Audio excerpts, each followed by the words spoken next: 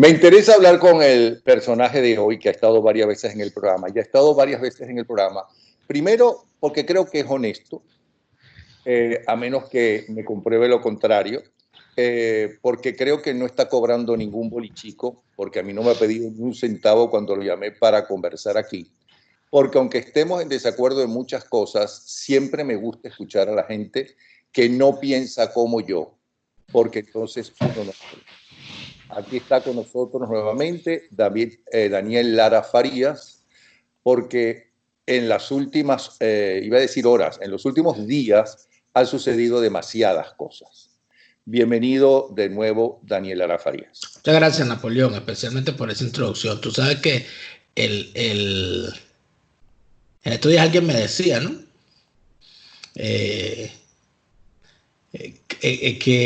O le leía a alguien en Twitter, es decir, que no tenía miedo de hablar mal de Guaidó en Twitter, no fuese a hacer que lo desbloquearan todos los Guaidó lovers que lo habían bloqueado. Porque ya todo el mundo estaba o sea, hubo una cantidad de gente que está llegando a la crítica con 2 años tarde, ¿no? Cuando ya lamentablemente no hay remedio. Pero a mí me consta que cuando Guaidó fue elegido presidente de la Asamblea y presidente interino, a ti te caía bien Guaidó por lo que conocías de él, de La Guaira, y que fuiste poco a poco, supuestamente descubriéndolo. O sea que no creo que estabas predispuesto con él desde un principio. Si es que estás predispuesto con él, no lo sé. Yo estaba predispuesto con la clase política a la cual él representa. Pero yo, como sinceramente, a mí no me gusta hacer... o sea, yo le dejo los pronósticos a Adriana Ace, que lo hace muy bien. Ella no necesita que nadie la esté sustituyendo. Yo creo que lo honesto, Napoleón, y yo eso lo he hecho desde hace mucho tiempo, es someterse a los hechos. O sea, yo no puedo decir que una persona es corrupta si no tengo las pruebas para decirlo. Y no puedo decir que una persona es honesta si las pruebas demuestran que es corrupta. Yo no puedo decir que el tipo es un traidor si no ha cometido la traición. Y si yo no la puedo demostrar. Ahora, sospecha había. Antes de que empieces el programa, solamente quise aclararle a los que son seguidores de Guaidó y que tienen razones muy válidas para ser seguidores de Guaidó, que el Daniel Lara Farías que yo conozco no es un enemigo de Guaidó porque sí, porque es Guaidó y punto. Ni me interesa hacerlo, fíjate, pero es que me parece interesante, Napoleón. Permíteme que tú vas a hablar durante 1 hora y yo te voy a... No, menos, vamos a hablar menos. Ajá. 15 minutos. Lo que sí me sorprende mucho y me da mucha lástima, por cierto, es que la gente está tan radicalizada que inclusive comentarios que se hablan, siempre lo suelen, no todo el mundo y ni todo el tiempo, lo suelen escuchar de la forma que quieren que se diga. Por ejemplo, hasta con tontería. El otro día estaba diciendo que yo tengo una persona que lee los comentarios y que la persona inclusive es la que me dijo, mira, para saber si son de estos delincuentes que tiene el gobierno y también tiene la oposición, que tergiversan a través de los Twitter la información y tratan de lavarle el cerebro, basta con ver primero, si más o menos al mismo tiempo, el mismo día, sobre el mismo programa y personaje dicen más o menos lo mismo. Es lógico pensarlo. ¿Okay? Pero además, si no tienen o tienen muy pocos seguidores. Entonces, bueno, a esa gente yo le he dicho a la persona que está trabajando para eso que las borre y que no les haga caso. Gente honesta que realmente no tiene ningún seguidor y que no pertenece a ninguno de esos grupos mafiosos, pues creyeron que era con ellos, porque la gente está demasiado radicalizada, no escuchó sino, yo tengo un solo suscriptor, entonces dicen que yo soy Guaidó lover, o como lo llamen, o del gobierno, de la narcodictadura. Eso no es así. Pero la gente realmente, eso es un logro del chavismo. Bueno, ese es un logro de todas esas dictaduras de ese tipo, dividir a la gente. Así es. Ahora tienes la palabra. ¿De qué vas a hablar? Bueno, no, de lo que usted me ordene. No, tú dijiste que me dijiste que querías hablar, ¿no? Yo lo que creo, fíjate, con respecto a lo que estás diciendo y las matrices de opinión de todas estas cosas, yo creo que yo acabo de publicar un artículo para mis seguidores en Patreon y lo que decía era que yo no entiendo cómo uno puede hacer un esfuerzo. Yo hago un esfuerzo por no precipitarme a caer en las predicciones. ¿Por qué? Por ejemplo, para mí era muy difícil darle el beneficio de la duda o esperar los hechos, mejor dicho, con respecto a una acción de Juan Guaidó, sabiendo que dentro de los respaldos que el señor tiene está Henry Ramos Alú, está Manuel Rosales. ¿Por qué? Porque digo, bueno, si yo sé lo que son Ramos Alú y Rosales y esos tipos están apoyando a Guaidó, es ridículo pensar que esos personajes van a apoyar a alguien que va a ir en contra de sus intereses, a menos que sean, bueno, unos suicidas. Te entiendo perfectamente, porque a mí me pasa lo mismo con la información verídica, veraz que tengo de primera fuente de quién es JJ Rendón. Por ejemplo, entonces cuando te salen, cuando tú empiezas a ver señales, fíjate, vamos a ir, para llegar a JJ Rendón, vamos a ir por escalafón. No ir por escalafón. Porque me parece que se le hace un muy flaco favor a la verdad. Y se le hace además un gran favor a esos politicastros capaces de contratar a alguien de la calaña de JJ Rendón. Si se convierte entonces ahora a JJ Rendón era el problema, y entonces sácalo y se acabó el problema, ya está. No, ese tipo él era el problema. Y el problema es cómo se llegó a ese señor. Entonces, ¿qué ocurre? Bueno, en principio, aquí se toma la decisión dentro de esa Asamblea Nacional de llegar a Juan Guaidó como presidente, porque le correspondía a Voluntad Popular, y dentro de Voluntad Popular, bueno, el que más saliva tenía y por ende tragó más harina fue el señor Juan Guaidó, y ahí terminó el señor de presidente de la Asamblea Nacional. Y empiezan las voces de los radicales, de los malqueridos, de los comecandelas, de los escupefuegos, de los dragones de Komodo, a decir que bueno, mire, aquí hay una situación de usurpación y usted tiene que asumir la presidencia. Entonces empieza el señor Juan Guaidó, como la comiquita de El gato y el zorrillo Pepe Le Pew, como el gato la gata corriendo la Pepe Le Pew. Empezó a correr y se guindaba por las paredes y no se juramentaba. ¿Sabes todo lo que costó que Juan Guaidó se juramentara y que lo hiciera de la forma en que lo hizo? Bueno, pero no importan las formas, lo que importa es el fondo. El tipo se juramentó. Muy bien, muy bien.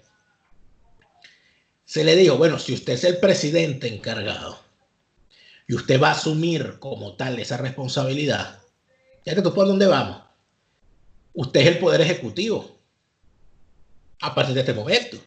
Usted se tiene que separar de la presidencia de la Asamblea Nacional, porque usted no puede ser ejecutivo y legislativo a la vez, ¿sabe? O sea, ¿la alternativa cuál es? Si vas a hacer lo mismo, no hay, no existe. Entonces ahí empezaron y empezó además la cuestión del reparto, y es aquí donde llegamos al señor. El reparto, no, bueno, mira, somos 4 partidos, entonces aquí todo lo hacemos los 4. Entonces hay que nombrar unos embajadores. Bueno, muy bien, ¿cuántas embajadas son? Bueno, son 40. Bueno, 10 para cada uno. Dame las 10 de AD, las 10 de Voluntad Popular, las 10 de Primero Justicia, las 10 del Nuevo Tiempo. Y así empezaron las cosas. Y así. Cuando vienes a ver, terminas en la chapuza de la ayuda humanitaria de febrero, de que la ayuda humanitaria entra sí o sí. Termina esa chapuza y queda todo el mundo viéndose las caras. Bueno, ¿qué pasó aquí? No es que la ayuda humanitaria entraba porque se iba a dar el quiebre militar ese día. y se iban a abrir las puertas de todas las fronteras, iba a entrar la ayuda humanitaria, que a partir de ese momento iba a pasar como las comiquitas de Walt Disney, donde todo está en blanco y negro y de repente entra Mickey Mouse y todo empieza a colores. Eso fue lo que se planteó. No ocurrió. Luego ocurre lo del 30 de abril. Que bueno, porque si algo hay que reconocerle a Juan Guaidó es que ha sido constante en las chapuzas y siempre va más arriba. O sea, el tipo siempre escala. Capaz llega a la luna en una de estas, ¿no? Bueno, en medio de esto ocurre lo del 30 de abril y empieza a filtrarse después de la chapuza de aparecer frente a una instalación militar con una tanqueta, un racimo de topocho y Leopoldo López de amuleto al lado. Bueno, vuelven a fracasar. Y es allí donde empieza el ruido, la cosa de que hacía falta estrategia, de que se necesitaba una estratega. Fíjate que empezaron haciendo, o sea, empezó como un mar de fondo a hablar de indispensables y de que aquí se necesita una cuestión, y entonces empezaron a vender, ya que hay unas vacas sagradas, por eso es que yo soy enemigo de las vacas sagradas. No me vendan una vaca sagrada, no.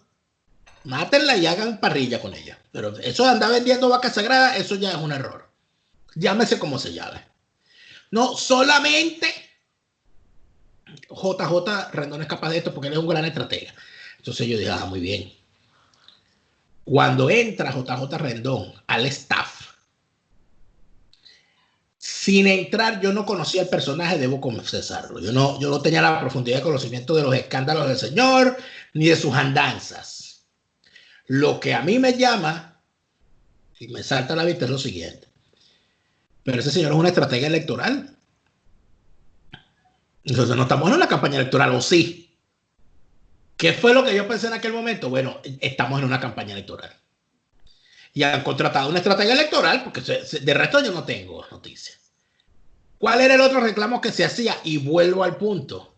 El gobierno interino tiene que tener un gabinete, o el presidente interino va a ser presidente de la Asamblea Nacional, presidente del gobierno interino, y además de eso va a ser ministro de todas sus carteras. ¿Dónde está su gabinete? ¿Dónde está? Entonces empiezan a hablar. Cuando ocurre lo del 30 de abril, dice, bueno, pero ¿cómo es posible que tú te lanzaste una acción militar y no tienes un comisionado o un ministro, o como demonios quiera llamar, de defensa? ¿Cómo es eso que no tienes un alto mando militar alternativo?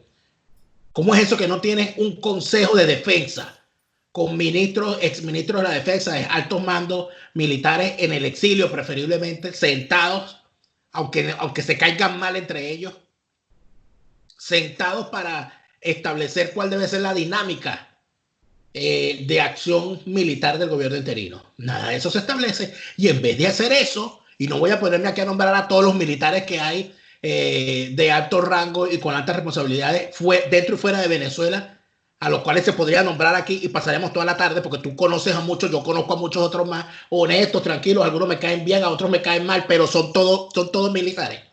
A ninguno lo ha llamado, a ninguno le han preguntado, sino que llaman a JJ Rendón, y JJ Rendón termina contratando al superagente 86 para tirarse una incursión en Venezuela, ¿verdad?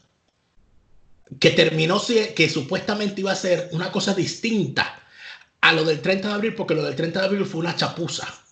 Entonces este señor parece que agarró la misma chapuza, pero por mal. Entonces esto termina siendo como aquel chiste, que no vamos a decir qué significa, de si juegas rojo o juegas piragua. Entonces este señor pasaron de jugar rojo a jugar piragua, que es lo mismo que rojo, pero en el agua. Es la misma chapuza, y a todas estas, en este momento, la culpa de lo que ocurrió es de la prensa. Siempre le echan la culpa a la prensa. No es del estratega que contrató al superagente 86. No es de los políticos que nombraron al estratega.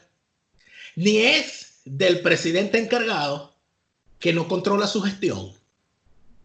¿Cómo es eso? Que una estratega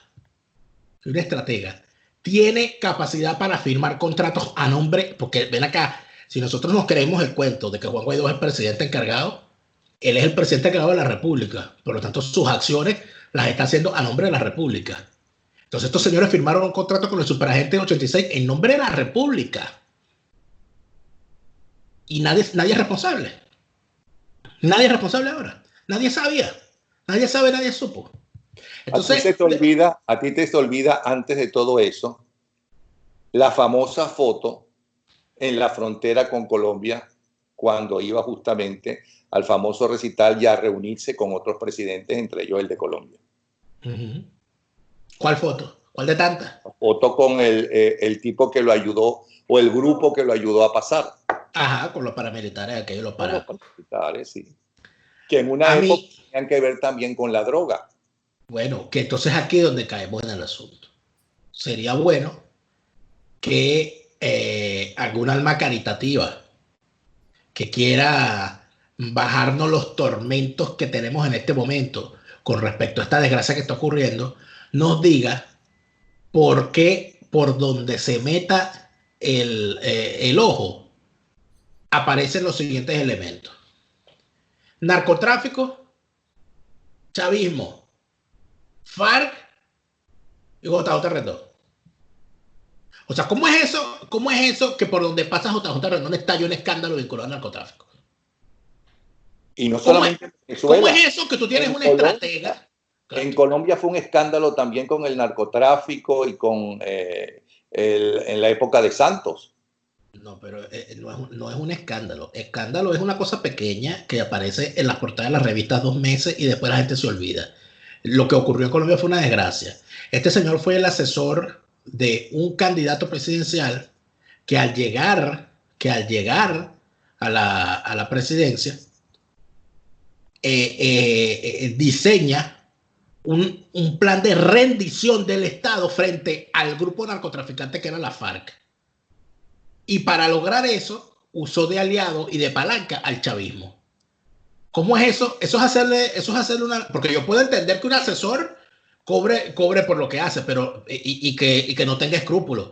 Pero no vengas tú a aparecerte como constructor de esa desgracia y después vengas a venderte como un altruista filántropo que eres capaz de hacer todo por la libertad de Venezuela sin cobrar. ¿Qué estás haciendo todo por la libertad de Venezuela si ayudaste a que un tipo se aliara con el régimen venezolano en medio de todas las desgracias que eso significó?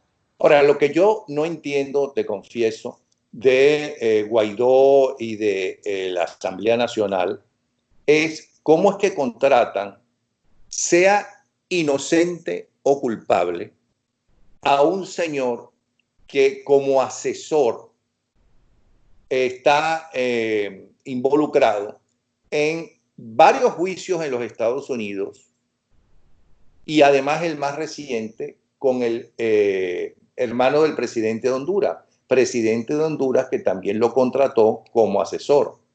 Es decir, está en varios juicios. Es decir, yo no entiendo por qué entonces lo contratan como si fuera el único asesor que hay y como si ellos no supieran que en su currículum la mitad es totalmente falso.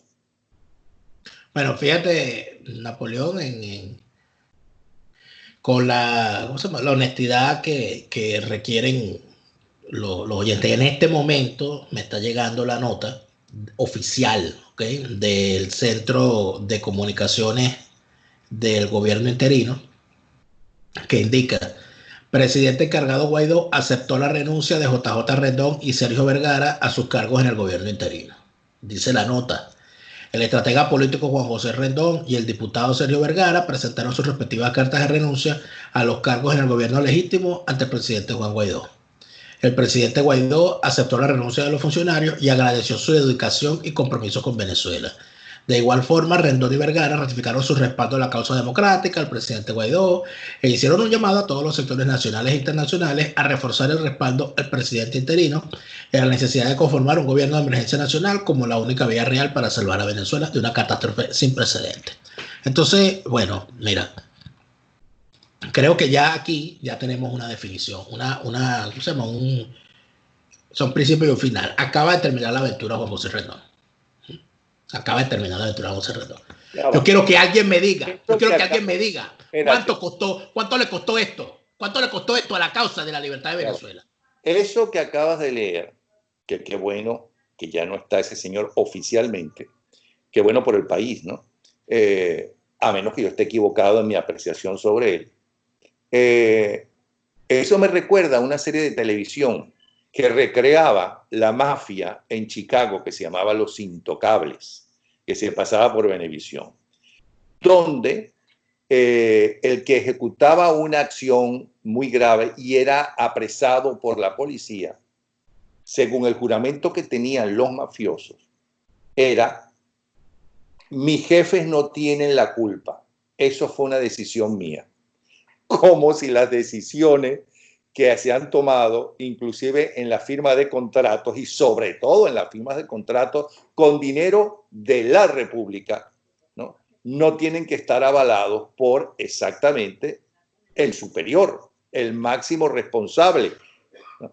¿Estamos claros? Entonces, a mí me suena que eso podría ser cierto, ojalá sea así. Y Guaidó le pidió su destitución y él pidió que no lo destituya, sino que él renuncia. Lo mismo que pasó con Santos. ¿Okay? Pero no sé si de verdad no va a seguir trabajando con esta gente. Pero mira, yo vuelvo a preguntarlo, Napoleón, a preguntármelo a mí mismo. ¿Cuánto nos costó esta aventura? ¿Cuánto costó la aventura JJ Rendón? Y no me refiero al macutazo. O sea, ¿cuánto tiempo se perdió en esta superestrategia, ¿verdad? De este superagente, que de paso es este tipo de asesores. Mira, yo te digo una cosa, y tú seguramente estarás de acuerdo conmigo. Los dos grandes asesores políticos, estrategas electorales en la historia de Venezuela fueron Joe Napolitan, que era el estratega de los adecos, y David Gard, que era el estratega de los copellanos. Y yo no, o sea, me lo ponen al lado, yo no sé quiénes son.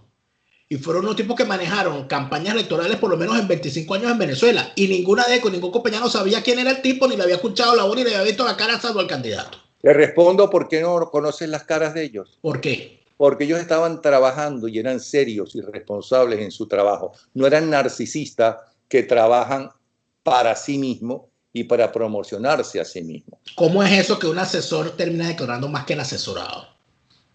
Es una gran pregunta que yo me hago. Te acabo de responder a tu pregunta. Entonces ahí tienes el primer problema. Luego viene el gran problema en Venezuela, que yo estoy cansado de contar esta historia, ¿verdad? Que es la historia de cómo asumimos nosotros a los asesores. Es una historia larga, porque no es con esto, es una cosa larga. Y no nada más los asesores, sino como, bueno, y eso está inclusive en el folclore venezolano. Aquella canción de que todo el que va a Nueva York se vuelve tan embustero que se ya lavaba plato y dice aquí que era platero. Me fui para Nueva York en busca de unos centavos.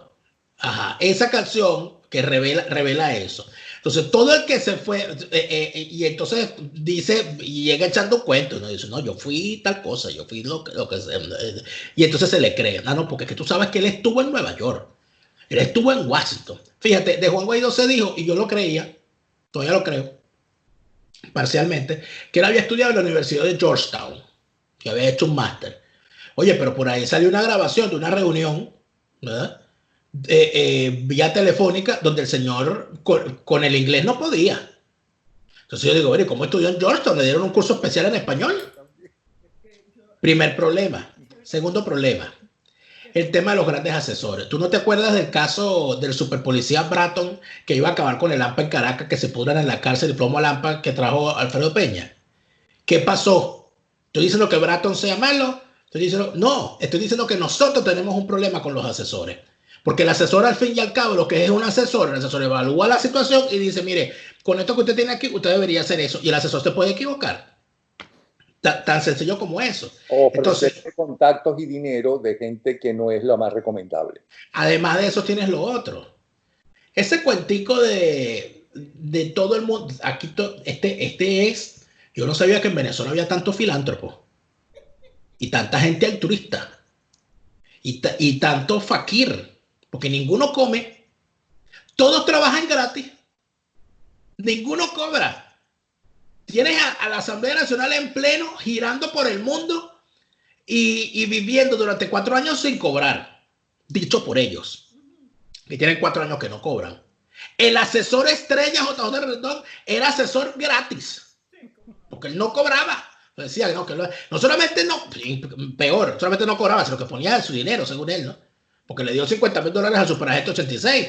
O sea, peor, ¿no? O sea, la República ahora, capaz el tipo no pasa la factura, lo que falta, que el tipo demande a la República porque le debe, ¿no? Porque no le pagó y sueldos caídos y todo lo demás. Bueno, como entonces, los cubanos a Maduro con los médicos. Entonces, vamos al punto. ¿Quién se responsabiliza por el daño causado en este tiempo al haberle creído a un estafador? A mí me decían estos días el caso, un oyente, el famoso caso de una estafa que hubo. Hubo varias, ha habido varias así. En Venezuela han habido varias. Una estafa en Inglaterra con un futbolista que supuestamente era el sustituto de George Weah porque era familia de él, iba a jugar más que él y lo firmaron a los 17 años sin haber jugado un minuto. Bueno, y en efecto, el tipo jugó como 2 minutos y no sirvió para nada. Te confieso que yo quisiera creer la verdad de la gran honestidad de Guaidó. Sé que la política hoy en día en el mundo entero está demasiado corrompida y no es una campaña contra los políticos, ni son todos así, y sé del poder de la droga también, que es la que mueve realmente el mundo, y no solamente en Venezuela o América Latina, también en los Estados Unidos, también en Europa y en el Oriente. Ahora, pero también sé de los manejos que hay sucios. Por ejemplo, han estado sacando un video de Guaidó supuestamente llevando la urna del basquetbolista que asesinó, otro de los muchos asesinados por el narcorrégimen. ¿Okay? Y diciendo qué bolas tiene, qué maravilla. Sí las tiene.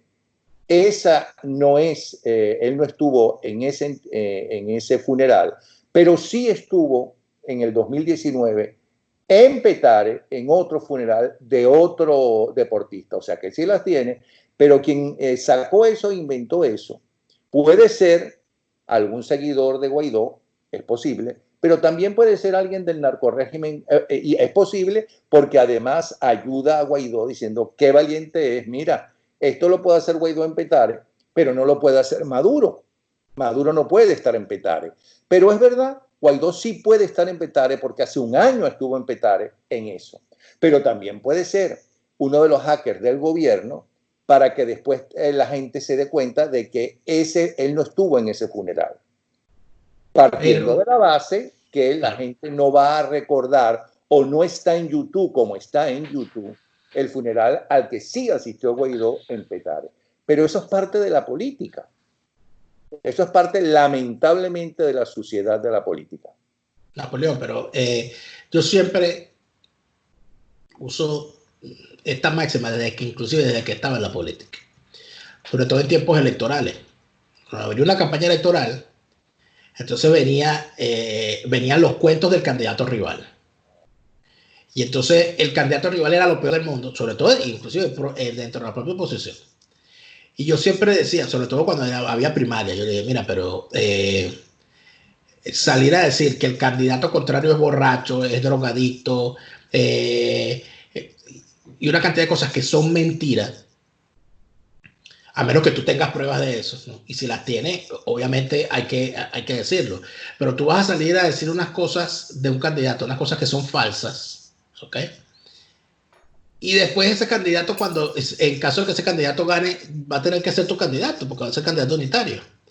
Y va a ser un candidato que va a llegar a una contienda contra el chavismo cargando encima todas las mentiras que tú dijiste de él.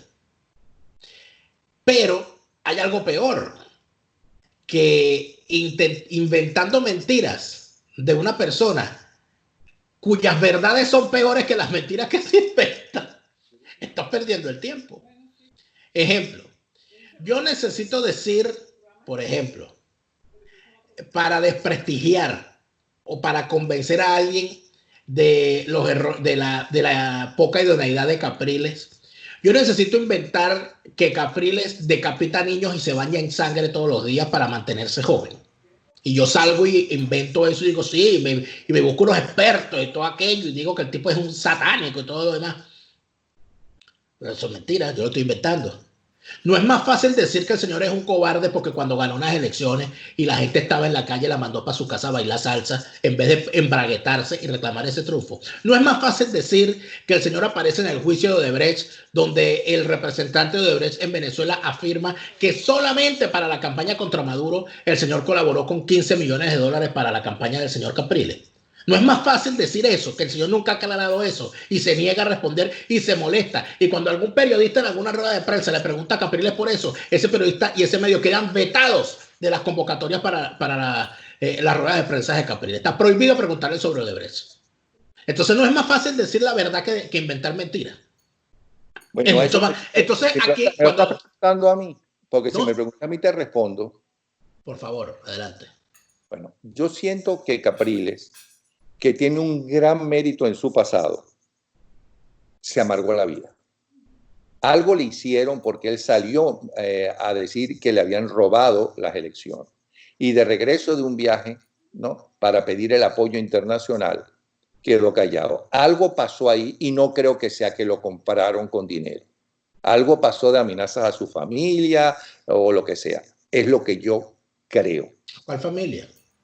Hijo no tenía, la hija le acaba de nacer. No, la familia por parte de padre. Estaban todos fuera del país.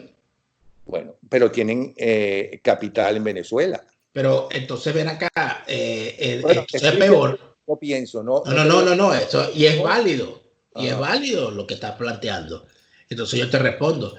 Entonces nosotros tendríamos que... decir una cosa también a ti, Daniel.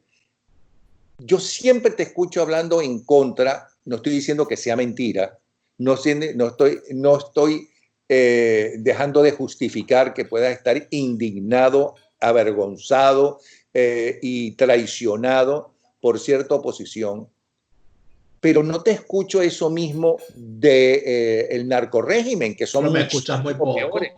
Bueno, eso es verdad. Me escuchas poco. Estamos conversando tú y yo. Bueno, me escucha poco y yo le pido comprensión a la gente de tu canal que te acaba de escuchar diciendo eso. Por favor, no vayan a insultar a Napoleón por lo que acaba de decir. No es necesario. Yo me defiendo solo. Mira, Napoleón, yo necesito convencerte aquí a ti de que Diosdado Cabello es narcotraficante. No. Yo necesito convencerte aquí de que Cilia Flores es ladrona. No. Yo necesito convencerte a ti de que Nicolás Maduro es un dictador. No, no me tienes que convencer de nada. De nada, absolutamente. ¿Qué es lo que ocurre? ¿Quién me está haciendo daño a mí? Me está haciendo daño un narcorrégimen que ha destruido mi país, que convirtió a mi país en un territorio invivible para muchos venezolanos, incluyéndome. Pero hay una clase política que dice representarme contra ellos, que resulta ser que no solamente no me representa, sino que se ha honestado con ellos por acción o por omisión para que ese sistema permanezca. Yo no te estoy diciendo que no denuncies a todo el mundo. A todo el mundo. Estoy diciendo que la crítica es que denuncias mucho más a esta oposición que al narcorrégimen, que son los más peligrosos. Podemos contar los minutos. La otra cosa que se pregunta mucha gente, y aquí estoy yo para preguntarte esas cosas. Por favor, que la gente no te vaya a insultar. Vuelvo y hago el llamado. No lo vayan a insultar. O que no te insulte a ti. ¿Ok? Entonces, por otro lado, ¿en quién crees tú de los dirigentes de oposición? Mira, fíjate tú lo primero. En principio, yo no... que más necesitan promoción, que son los más que necesitan apoyo y ayuda. Está bien, permíteme. Yo no ando con un cronómetro midiendo los minutos que la gente tarda defendiendo a los opositores o atacando al régimen. Yo no te habría decirte cuántos minutos gasto yo entrando a patadas al régimen y entrando a patadas a la oposición. No sabría decirte cuántos minutos tardo. Lo que sí te puedo decir es que yo, cuando opino con respecto al régimen o cuando opino con respecto a esa oposición falsaria y prostibularia, no lo hago porque me lo ordenen ni porque yo tengo una agenda. Lo hago porque los hechos que saltan a mi vista me obligan a mí a sentar una posición con respecto a cada una de las cosas que pasan. Por ejemplo, en el caso de lo que está ocurriendo ahorita, que es algo que con lo que amanecí hoy, bueno, que nosotros tenemos una semana viendo toda esta cuestión del macutazo y toda esta cosa para allá y para acá y los mercenarios y todo aquello, y hoy cuando amanecemos tenemos una situación de alto contagio en una zona tan populosa como Caricao en Caracas del COVID, que parece que no sabemos hasta dónde va a llegar. Tenemos una situación gravísima con la gasolina en Venezuela, tenemos una situación espantosa con los apagones, la escasez de agua y la escasez de gas para cocinar, y tenemos un país que se viene cayendo abajo mientras nosotros estamos debatiendo cómo demonios lidiamos con los demonios internos de la oposición. Viendo esas cosas, uno evidentemente termina concluyendo que el régimen está ganando, porque siguen en Miraflores. Y eso no tiene que ver con que a mí me parezca un fiasco lo que se ha hecho contratando un asesor pirata y comprometido gravemente en situaciones que no han sido suficientemente explicadas, ni tiene que ver con el hecho de que yo no me ponga todos los días a criticar cuántos pares de zapatos se ha puesto si bien el día. ¿Qué es lo que termina ocurriendo con todo esto? No, pero lo que termina ocurriendo con todo esto es que estamos dentro de una vorágine de información. Una vorágine de información que, por cierto, es estrategia favorita de los aparatos de contrainteligencia castristas. O sea, que aquí nosotros hemos caído lamentablemente en esta centrífuga de barbaridades donde el chavismo hace con nosotros lo que le da la gana. Pero es que hay otra situación adicional. Aquí nosotros no tenemos, por ejemplo, a esa clase política que dice representarnos, denunciando uno por uno los eventos que hace ese régimen de Napoleón, porque tú me vas a perdonar, pero yo vine aquí a escuchar la palabra narcotráfico asociado al chavismo por parte de un representante político cuando sale a los Estados Unidos y lo hace, porque ninguno de los miembros de la Asamblea Nacional jamás propuso ni una sola investigación por narcotráfico contra ninguno de los miembros del régimen. Entonces, ¿cómo se supone que esa gente, viendo que tienen enfrente a unos narcotraficantes, han sido incapaces de denunciarlo? Y hay que esperar que vengan los Estados Unidos a pedirle la cabeza de ellos y la clase política venezolana no se haya dado por enterada. ¿Cómo es posible que yo tenga que soportar como venezolano que el fiscal general de los Estados Unidos ponga precio a la cabeza de las cabezas del narcorrégimen, y la señora fiscal Luisa Ortega Topacio Díaz ante por el mundo, amparada por la oposición, y no pueda mostrar ni una sola investigación contra eso por narcotráfico, por esos mismos señalados? Entonces, ¿cómo es la cosa aquí? Aquí la cosa está caminando por el sendero de una sinfonía donde la letra y la música la ha puesto el régimen. No, aquí se va a caminar por aquí. Esa no es la pregunta que te hice, porque tú me has dicho que las preguntas me las está haciendo también a mí, y yo te he dicho que a mí me gustaría escucharte. Entonces, la pregunta que yo te... Bueno, primero, yo no creo que que el narcorrégimen haga lo que le da la gana con la oposición y que está ganando. No, porque todavía no lo creo. Hace 20 años ha tratado de acabar con la oposición. Sí. No ha podido. Ha hecho todo lo posible por acabar con él. O sea, que Ramos Alú es opositor para ti. No estoy diciendo... Rosales es opositor. No. Es más, la pregunta que te hice es, bueno, ¿quiénes son los de la oposición en los cuales tú todavía crees? Mira, yo no quisiera nombrar a nadie. ¿Por qué? Por una simple y sencilla razón. Porque yo me asumo como ciudadano y pongo en duda a todo el mundo. Y por la misma razón que en enero del 2019 yo no salí a hacer predicciones con respecto a Juan Guaidó, yo en este momento no me atrevo a hacer predicciones ni positivas ni negativas con respecto a nadie. Yo espero los hechos. Cuando yo veo un hecho importante de algún actor político que sienta una posición o que realiza una acción y esa acción a mí me parece positiva, yo allí estoy para decirlo. ¿Y qué hechos importantes has visto de gente de la oposición en este año? Hablando de acciones, por ejemplo, me parece que ha sido importante las acciones públicas, las posiciones públicas que ha tomado Humberto Calderón Berti. Porque Humberto Calderón Berti, que es una persona que de alguna manera tiene un prestigio dentro de la opinión pública, que la gente reconoce que es una persona conocedora de una materia y que además de eso se le tiene como una persona, como un político serio, ¿verdad? Dentro de eso, que ese señor salga y diga, se están cometiendo estos errores, hay que corregir estas cosas, hay que hacer esto, lo otro, yo vi cosas irregulares, etcétera. ¿Qué hubiese pasado? Entonces aquí es donde volvemos al punto. Porque, o sea, a ti no te gusta que yo critique al señor Guaidó, pero mira bien esto que está ocurriendo. Eso también es parte de la verdad que tú tienes, que a mí no me gusta que critiquen a Guaidó. No, que estás molesto por mis Yo críticas no a estoy Guaidó. molesto, te estoy haciendo preguntas. Si yo estuviera molesto con tus opiniones, sencillamente no te invito a participar. Al principio de tu presentación, que dices que te gustó, he dicho que podemos diverger en cosas, pero que considero que lo que tú dices lo dices honestamente, seriamente y que no estás trabajando para nadie. Está bien, Napoleón. Fíjate lo siguiente, para poner las cosas donde están. Te acabo de decir que sin que yo esté en ninguna agenda promoviendo a Calderón Berti para nada, estoy hablando de los hechos. El señor se le destituye de la embajada de Guaidó en Bogotá, y el señor, al ser destituido, siente una posición pública y dice: aquí se cometieron estos errores, y quienes cometieron estos errores son fulano, fulano y fulano, y eso no puede volver a ocurrir. ¿Qué pasó a partir de ese momento con Calderón Berti? Desataron contra él toda la cloaca de la operación mediática para ponerlo como lo peor del mundo, como traidor, como infiltrado, como ambicioso, etcétera. Todo eso lo sé porque esas primeras declaraciones, a quien primero le da declaraciones, mi amigo Calderón Berti fue a mí. Pero ¿qué ocurrió con los denunciados por él? ¿Qué ocurrió con los denunciados por él? Es otra pregunta. Te estoy haciendo una pregunta retórica y la voy a responder yo mismo. No me sigas haciendo preguntas, queremos escuchar tus opiniones. Pero estoy haciendo una pregunta retórica y voy a hacer la respuesta, Napoleón.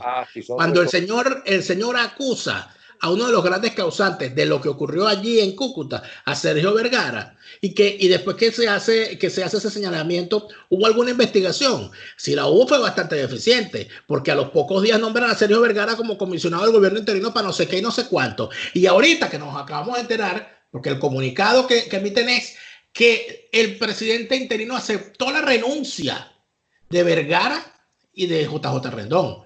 Pero a Calderón Berti no le pidió la renuncia, lo destituyeron. Entonces uno se pone aquí a sacar cuenta, bueno, ¿cómo es eso que tú a un hombre como Calderón Berti lo destituyes, pero unos bribones, señalados de bribones y casi confirmados bribones, como el JJ Rendón y Vergara, tienes que esperar que los tipos se desahoguen hablando en todos los medios y después es que les aceptan la renuncia porque no eres capaz de destituirlo? Pero esas son cosas que no se pueden callar. Otra, porque tu pregunta es ¿a quién más veo yo por allí y qué me parece a mí? Pero fíjate, en este sentido yo soy más radical que tú. Yo no creo que Rendón y el otro pidieron la renuncia, sino que llegaron a un acuerdo. No conviene que sigas en esto porque metiste la pata públicamente, aunque creo que era parte del acuerdo. Mira, si esto es un desastre, tú te haces el responsable. Igualito sucedió con la renuncia y el escándalo en Colombia con Santos. Igualito. Y no lo digo yo, está en la prensa. Bueno, mira, tengo aquí, estamos prácticamente en vivo esto. Me acaba de llegar la carta de renuncia de Vergara. Y en la carta de renuncia dice lo siguiente. Está firmada por él, es verídica, me ha llegado por una fuente verificada. La ha emitido él mismo. Ciudadano Juan Guaidó, etc. Como alto comisionado presidencial de estrategia para la crisis, estuve abocado durante los últimos meses junto al también comisionado JJ Rendón a la valoración de escenarios y posibilidades que se adecuaran a la realidad que vive nuestra Venezuela, en el mercado convulsionado, etc.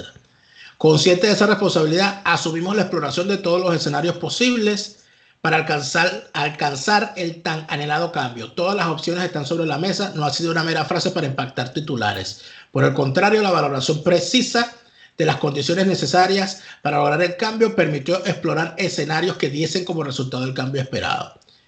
Aquí, entonces, donde viene este maravilloso párrafo. Los eventos de los últimos días, o sea, cualquier cosa, ¿no?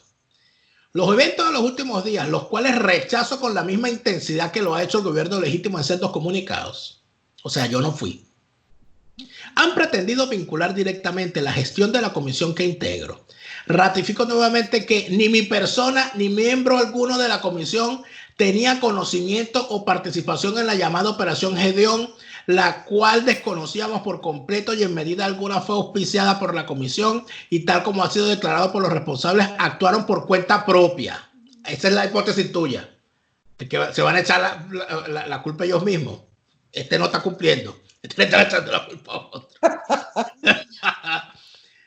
Atención. De forma malintencionada, documentos exploratorios han sido utilizados para tratar de establecer vínculos del gobierno legítimo con la empresa que organizó tales eventos, con los cuales sorprendieron a jóvenes patriotas en una cobarde emboscada para detenerlos y asesinarlos. En tal sentido, reitero que las conversaciones que mantuvo la Comisión de Estrategia con el representante de la empresa Silvercorp finalizaron el 8 de noviembre de 2019, habiéndose notificado previamente en el mes de octubre la imposibilidad de continuar, cesando así toda relación y contacto desde esa fecha. Una coletilla. De la misma forma, manifiesto nunca haber conocido o mantenido contacto alguno con el ciudadano Cliver Alcalá, ni directamente ni por intermediarios. Es decir, yo ese señor no lo conozco. Mi actuación política, aquí viene la construcción, aquí viene mi actuación política siempre ha sido discreta, menos mal, y centrada en el logro de los objetivos, sin estridencias ni protagonismos, pero con firmeza y efectividad para contribuir en la búsqueda de los logros que la ciudadanía venezolana en su mayoría aspira. No sigas, que ya estoy llorando. Pobre. En razón de lo anterior y en aras de mantener el gobierno legítimo centrado en el objetivo claro de lograr la libertad, no presento mi renuncia al cargo de comisionado. Eres un malvado. No sigas leyéndolo. Increíble. Bueno, termina. ¿Ya terminó? Y firmó también como firmó el otro contrato. Claro, es su firma. A menos que sea alguien diga que también se la montaron. Porque eso es lo que falta aquí. Entonces, mira. Bueno, además una empresa que es pirata, además un jefe que ya los veteranos norteamericanos dijeron que es discapacitado. Bueno, no sabemos. Yo supe eso de discapacitado, pero no supe de que una discapacidad puede ser los veteranos lo dijeron norteamericanos. Mira, y a todo esto, ¿por qué Guaidó no lo votó? Más allá de eso, mira, volvamos al punto. No. ¿Por qué crees tú que Guaidó no lo votó? Supuestamente aceptó su renuncia. Ojo, esta carta es de Sergio Vergara. La carta que te acabo de leer. Ajá. No de JJ Rendón, aunque yo creo que la escribió Guaidó. Pero yo creo que la escribió JJ Rendón, porque tiene las mismas argumentaciones de él. Obviamente esto está concertado. Mira, ahora, el documento que tiene que haber firmado diciendo que no aceptaban ya entonces ese acuerdo, que estaban en contra de ese acuerdo del 2019, lo mostró. Porque si firmaron un documento, tenían que haber mandado una carta con firma y todo diciendo que renunciaban a eso. Mira, lo bueno de todo esto es lo malo que se está poniendo. Porque yo he tenido noticias de que ya la Fiscalía del Estado de la Florida va a entrar a investigar los delitos que se pudieron haber cometido allí. Sí. Perfecto. Ahora, es que van a ver lo que significa adorar a Dios en tierra ajena. Ahora es que se van a dar cuenta que eso que hacían en Venezuela, de que tienen una chapa y chapean y el policía te deja pasar, eso no sirve en los países serios. Ahora es que se van a dar cuenta que no puedes llamar a la amiga tuya que estudió con el juez para decirle que tú eres pana y que cuándo podemos hablar. Ahora es que se van a dar cuenta que en estos países no se le pone precio a las sentencias ni a los juicios. Ahora es que se van a dar cuenta de que si tú osas en un juicio ponerte a llamar a los testigos para cuadrar con los testigos, que no te digan nada y yo te ayudo a tu mamá y cuánto necesites, cuánto te deposito, terminas en una cárcel federal. Ahora es que van a ver lo que significa esto. Y a mí me parece además que sería un castigo ejemplarizante. Que vayan todos los que tengan que ir, que citen a todo el que tengan que citar y que responda a todo el que tenga que responder. Pero lo más importante ahora, Napoleón, es lo siguiente, que es la siguiente conclusión. Maduro sigue en Miraflores. Y nosotros no hemos cometido unos errores. ¿Y cuándo lo vamos a corregir? ¿Cuándo vamos a salir de esta ridiculez de estar confiando en que se va a abrir el cielo, y entonces van a bajar los ángeles y los arcángeles y van a pasar y van a abrir la frontera y va a entrar ayuda humanitaria y que va a venir un ángel y le va a iluminar la conciencia a Nicolás Maduro y Nicolás va a decir, es verdad, ya basta, yo me voy. O que va a venir un ángel y se va a investir como rector del CNE para permitir que un narcorrégimen que hace lo que hace, que mata gente y no le importa matarla y reírse. O sea, pero es que aquí a la gente se le ocurrió que cada vez que había una matanza en el 2017, salía Nicolás Maduro y Cilia Flores bailando en tarima. O sea, una imagen como esa, que yo en el 2017 estaba en Venezuela, y yo estaba en Venezuela y en la Avenida Paz del Paraíso, donde se encuentra la emisora Radio Caracas, Napoleón, allí se realizaban combates todos los días, y era un suplicio entrar a la emisora. Y uno estaba en medio de esa refriega y uno sabía y empezaban a llegar los partes que si mataron a un muchacho no sé dónde, mataron a otro no sé dónde, mataron a otro no sé dónde. Y de repente te encadenaban la emisora y salía Nicolás Maduro bailando en televisión con Cilia Flores. O sea, de verdad hay alguien en su sano juicio que crea que esa gente va a ir a unas elecciones, va a permitir que las elecciones sean limpias, va a permitir que un candidato opositor participe en igualdad de condiciones, va a permitir que los empleados públicos le voten en contra, va a permitir que el voto sea secreto y va a permitir perder y además de eso va a entregar el poder bailando. O sea, todavía nosotros vamos a creer que de verdad los arcángeles, la llama violeta, se van a materializar en Venezuela y van a hacer que todo eso ocurra. Pero ¿dónde leyeron eso? Sobre todo, que sí hay gente que lo cree. Pero es que yo no lo estoy diciendo por burla, yo sé que lo creen. Y no solamente lo creen, sino que el loco es uno, que no cree en la llama violeta en el CNE y en la espada de San Germán en Miraflores. Esto es una cosa que yo digo, bueno, pero es que esta es una gente, Napoleón, ¿verdad? Que se leyó el Principito de Saint-Exupéry y está peleando contra unos tipos que se leyeron el Príncipe de Maquiavelo. Entonces, ¿qué es lo que ocurre? Como no, que tenemos un régimen asesino, sí, pero a todas estas yo me pregunto, ¿cómo se le puede llamar a un dirigente político que sabiendo lo que estos tipos son, plantee todavía que ellos van a perder unas elecciones y van a dejar el poder tranquilamente, ellos van a gobernar? De verdad se puede seguir hablando de candidez. O sea, de verdad son cándidos. De verdad que son muy inocentes. De verdad que son ineptos. No, ellos no saben. Lo que pasa es que ellos son muy jóvenes. No, lo que pasa es que ellos no tienen...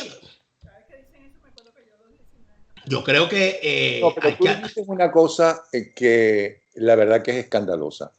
Que la Asamblea Nacional no dijo absolutamente nada de manera oficial para pensar que alguno que otro sí lo dijo, alguno que otro de los miembros de el poder del narcotráfico en el país.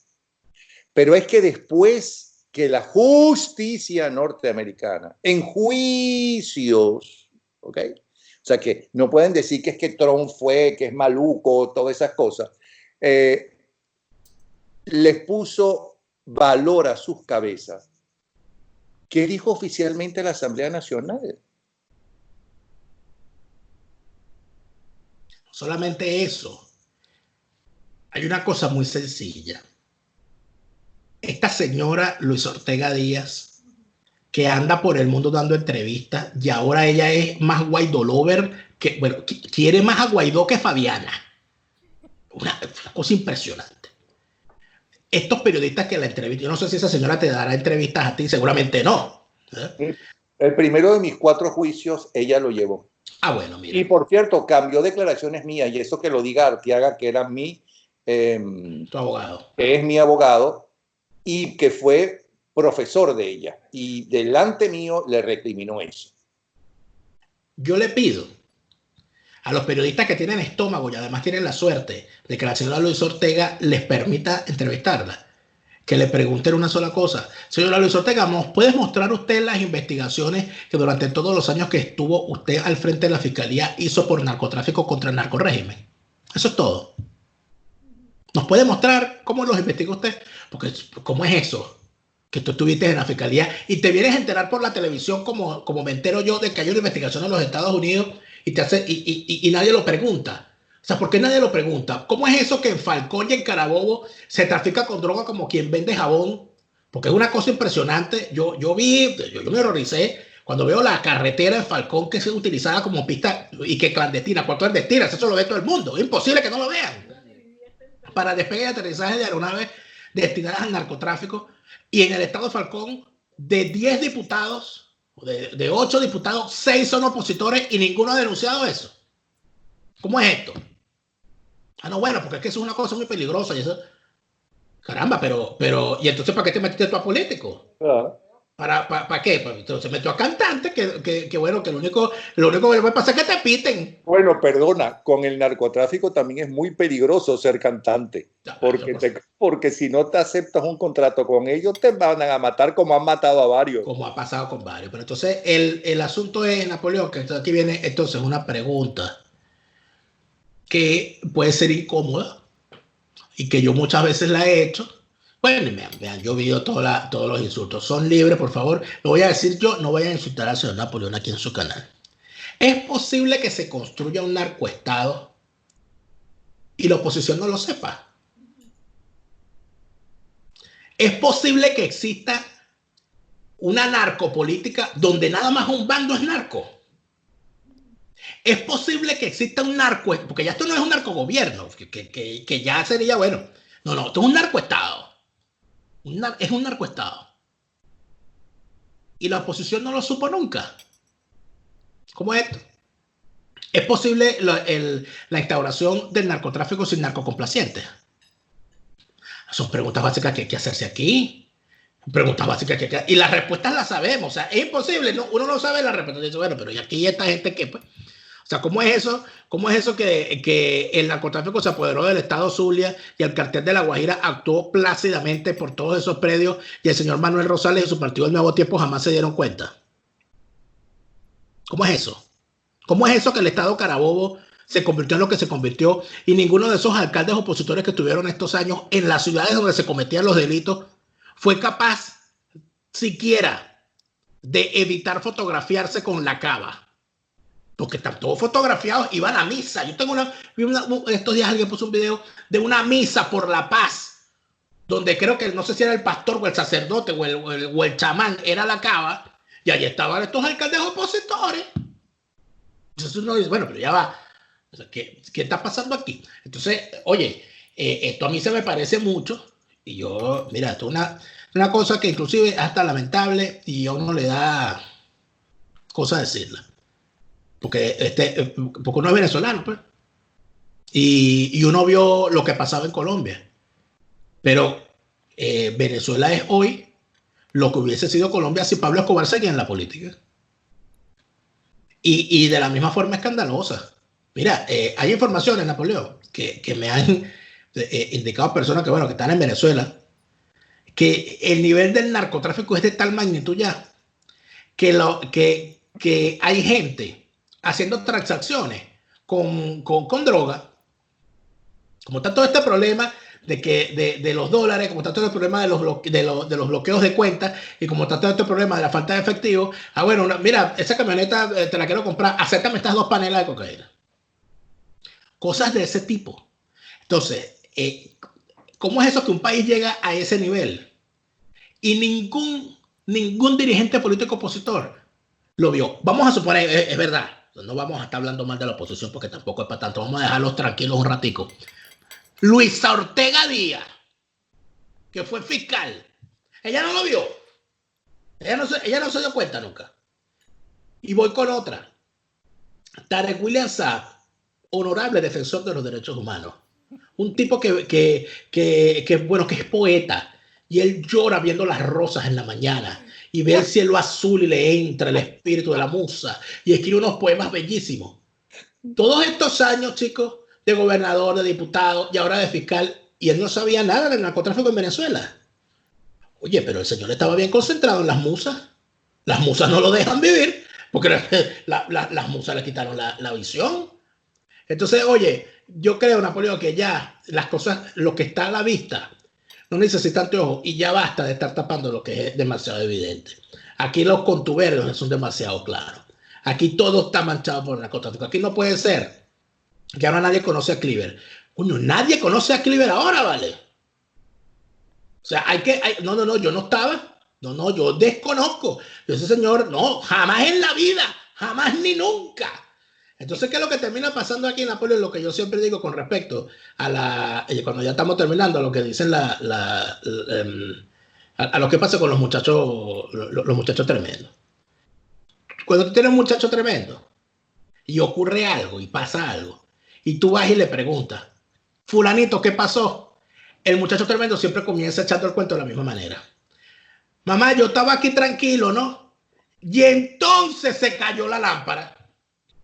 No, mamá, yo estaba aquí tranquilo y entonces llegó fulano y vino y me pegó. Y entonces yo le partí la cabeza. El niño él siempre comienza el cuento de la misma manera. Yo estaba aquí tranquilo, ¿no? Y entonces, o sea, fue todo algo sobrevenido en medio de su tranquilidad. Así es la clase política venezolana.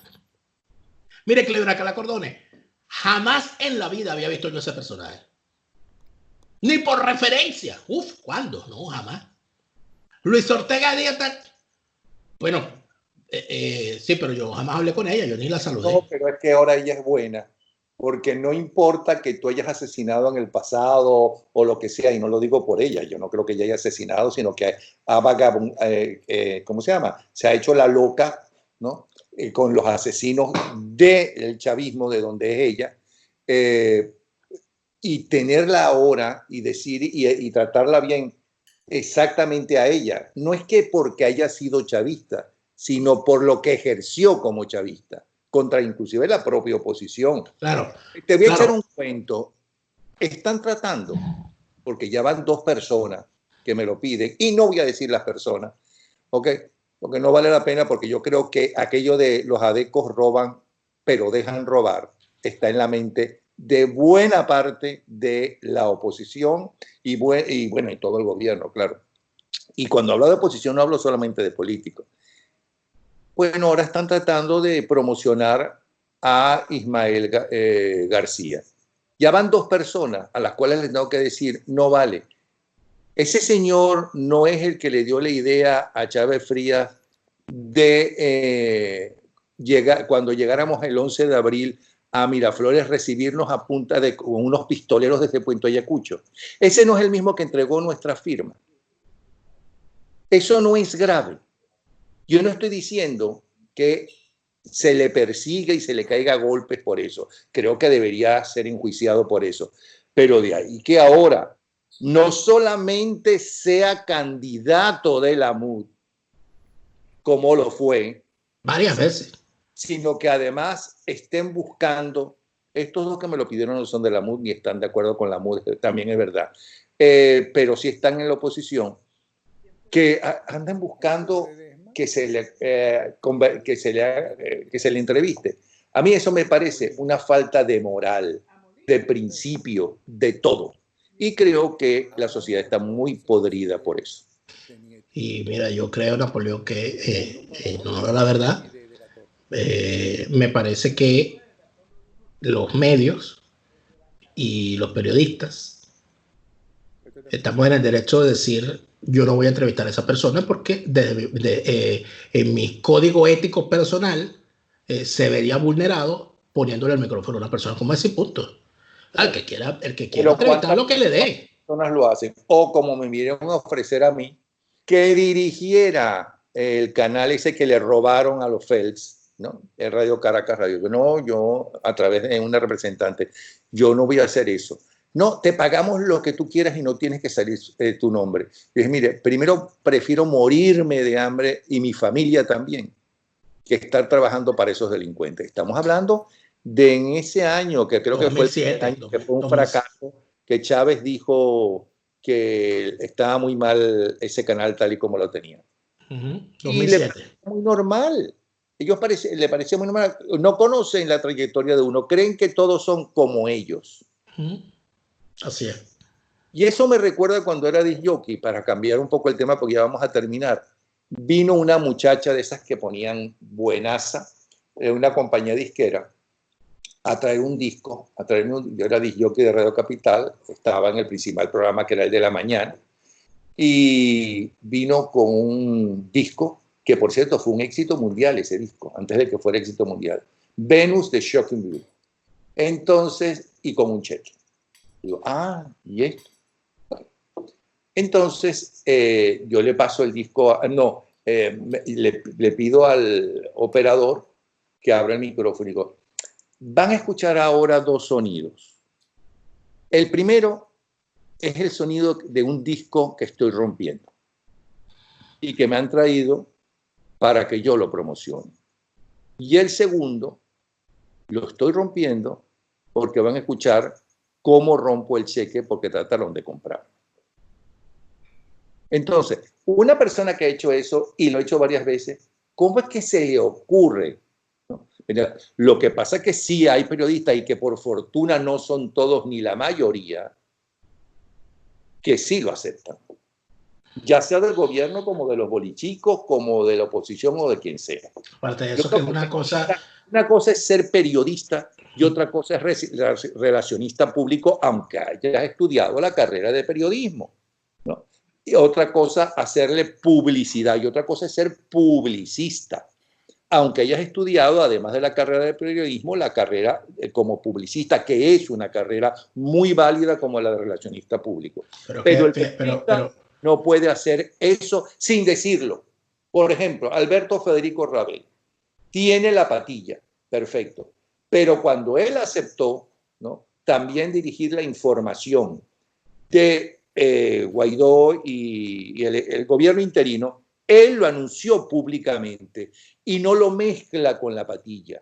Una cosa es la patilla y otra cosa es el centro de comunicaciones. Entonces, una cosa es lo que las noticias la ponen en la patilla y en el centro de comunicaciones lo que le interesa al centro de comunicaciones es decirle a la publicidad. Eso es periodismo. Pero discúlpame, Napoleón, en los países serios, cuando una persona asume una responsabilidad pública, normalmente tiene que separarse por completo de sus responsabilidades en empresas privadas que podían coludir con las acciones del gobierno. Por ejemplo, Sebastián Piñera,